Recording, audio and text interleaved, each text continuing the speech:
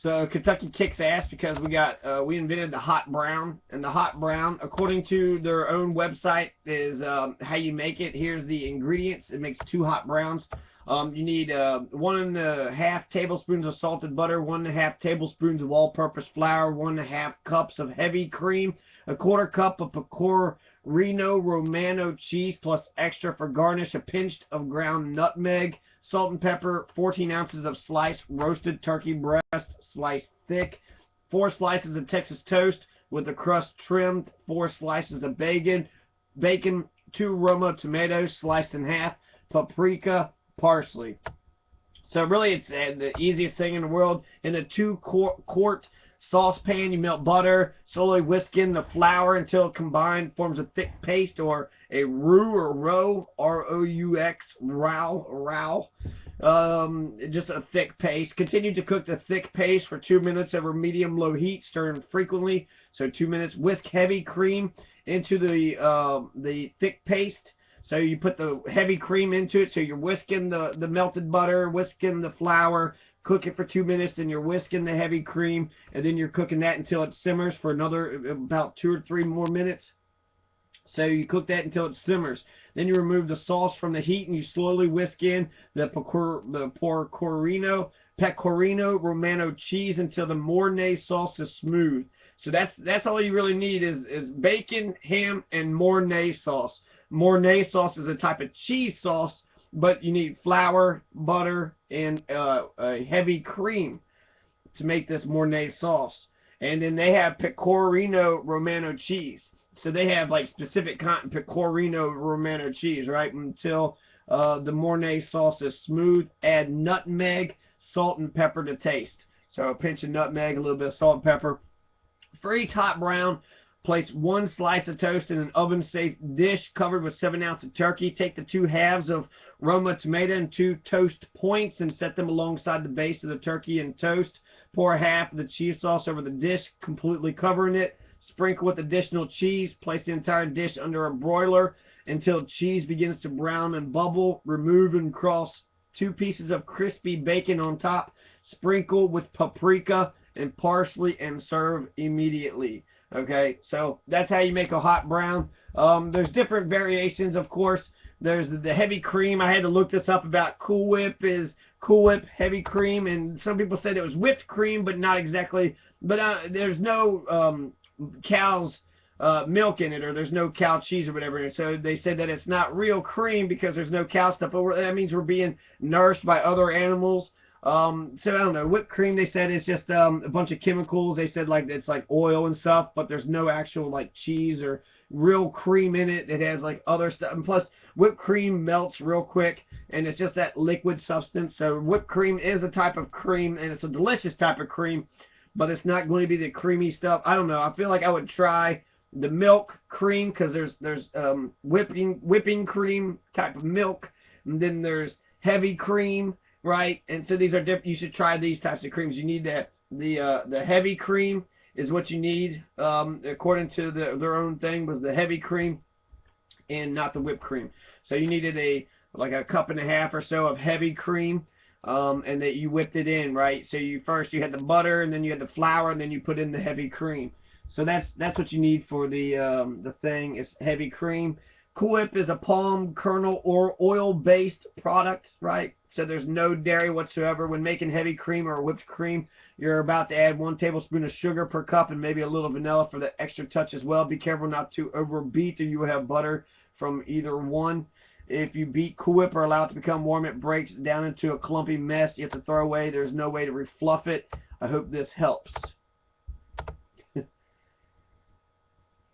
I think Cool Whip is a brand of whipped cream. Cool Whip is better living through chemistry, and whipped cream comes from milk solids, which is cream, which is milk fat. Okay, so the thing is calling for milk fat. They want you to get the heavy cream and whip it in. But there's like alternatives. They could say, well, you can get heavy cream if you just do it this way, you know.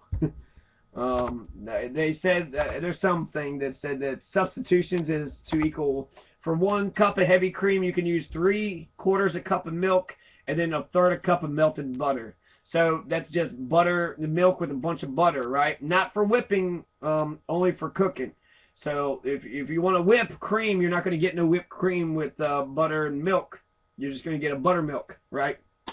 Heavy cream, which is also called heavy whipping cream. It's whipping cream with milk fat content of between 36 to 40%. Whipping cream will double in volume when whipped. Heavy cream is not the same as the British double cream. Double cream has 48% butter fat, 8% higher than the highest fat cream available in the United States. So the Brits, they got lots of butter in their milk. Almost 50% of their milk is butter. But like to make some equivalent to heavy cream for cooking, for 1 cup of heavy cream, if you had 3/4 cup of milk and a 1/3 cup of melted butter. You melted the butter to begin with. You was putting the flour in. Now they're just saying a little bit more milk and a little bit more butter. So that's sort of equal, but not the same. The first ingredient is how, the first way that I told you how to make it is actually how the Hot Brown Hotel makes it.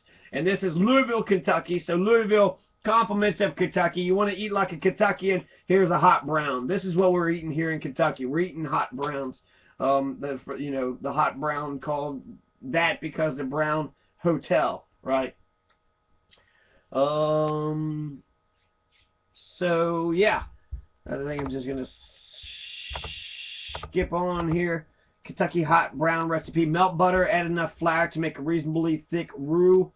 To absorb all the butter, add milk and 6 tablespoons of Parmesan. So they're making Parmesans. Then they say add an egg to thicken the sauce, but do not allow it to boil. So before they just wanted to simmer, but they only had heavy cream, butter, and flour. Now they're putting butter, flour, milk, 6 tablespoons of Parmesan, right? So a bunch of Parmesan. Add an egg, right, to thicken the sauce, and then remove from heat. Fold in whipped cream. So fold in the whipped cream. I don't know, fold into it. Maybe just stir it. Keep whisking that up. Add salt and butter to taste. So that's your Mornay sauce. Is that what they call it? The Mornay sauce? I think it's called Mornay sauce, which sucks because actually that's how you make your Mornay sauce is going to be determined how, how good your stuff actually is. Is it close to being legit? Did you just make some type of cheese sauce? Just pour, is this Cheese Whiz or is this actually Mornay?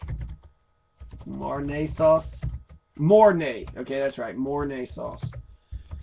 So that's close. The Mornay sauce. And it's bechamel sauce with shredded or grated cheese added. This is a whole other thing, but it's the Mornay sauce. So I guess there's lots of different ways to make a Mornay sauce. But they have white cheddar, half Parmesan, half Gruyere. They had used Pecorino or Pechino Romano cheese. So they used Romano cheese. That's what the Hot Brown or the Brown Hotel in Louisville today uses. So I would assume it's important. It's often served with seafood or vegetables. It serves as a key ingredient in an authentic hot brown sandwich. So if you got a hot brown sandwich going, you know what the Mornay sauce is. If you don't know what the Mornay sauce is, you don't have a hot brown sandwich. So,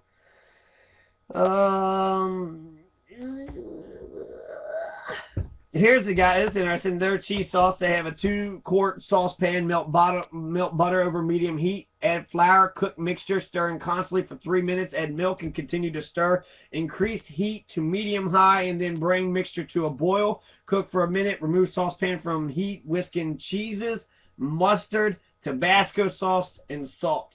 So they got mustard and Tabasco sauce in it. There wasn't any. It was just Romano cheese.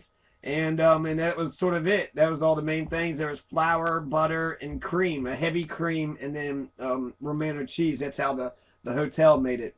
And they just look at either watch this again and watch the beginning. You can make it from the directions I give it to you in the very beginning, or go to their website, the hotel, the Brown Hotel website. So that's it. That's all about the hot brown. That's just some Kentucky nationalism going on. 10 minutes, all about how to make the Mornay sauce, hot brown. This probably shouldn't be Kentucky hemp. So actually, I'm gonna cut it off right here, so that way I don't throw in a little bit of this and a little bit of that, so you can totally skip this, actually this whole thing, if you was wanting to learn about hemp. But if you want to learn about Kentucky, eat some hot browns, because that's what Kentuckians are known for all around the world. We got a hot brown, so be proud of yourself, Kentucky.